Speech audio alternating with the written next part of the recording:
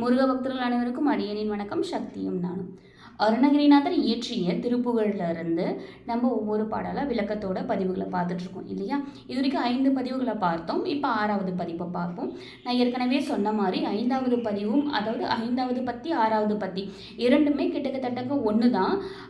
அப்பன் முருகப்பெருமானுடைய போர்க்களம் எப்படி இருக்கும், போர்க்களம் எவ்வளோ உக்கிரமாக ஆக்ரோஷமாக நெருப்பு குழம்பு கொட்டுற அளவுக்கு எப்படி இருக்கும் அப்படிங்கிறத வர்ணிச்சிருப்பார் அருணகிரிநாதர் ஐயா அவர்கள். இதில் 5வது பதிவு காளித்தாயோட ஒப்பிட்டு, காளித்தாய்ங்கிறவங்க உக்கிரமான தெய்வம், பெண்கள்லேயும் உக்கிரமான தெய்வம் காளித்தாய். அவங்களும் ஒரு போர்க்கடவுள் தான். அவங்க சண்டை போடும்போது எவ்வளோ ஆக்ரோஷமாக, 8 திக்கும் சண்டை போடும்போது எவ்வளோ ஆக்ரோஷமாக போடுவாங்க, எப்படி இருக்கும் அந்த போர்க்களம், அது மாதிரி அப்படின்னு சொல்லிட்டு 6வது பத்தியில் என்ன சொல்கிறாங்கன்னு பார்ப்போமா? திக்கு பரியட்ட பைரவ தொக்கு தொகு தொக்கு தொகு தொகு சித்திர பௌரி கத்திரிகடை என்ன ஓத.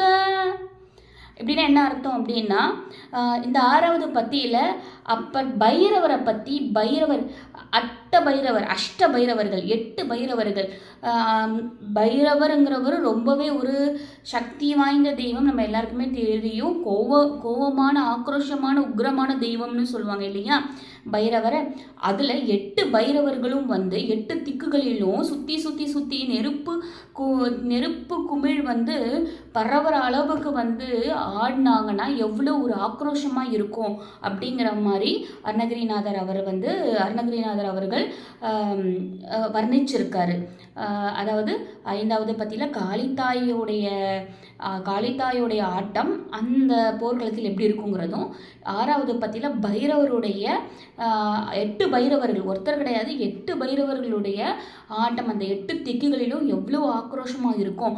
அந்த மாதிரி தான் ஐயன் முருகன் போர் புரிகிற போர்க்களமானது இருக்கும் அப்படின்னு சொல்லிட்டு ஐயன் முருகனோட வீரத்தை பற்றி இந்த பத்திங்களில் 5வது பத்தி 6வது பத்தியில் நம்மளுடைய அருணகிரிநாதர் அவர்கள் வர்ணிச்சிருக்காரு.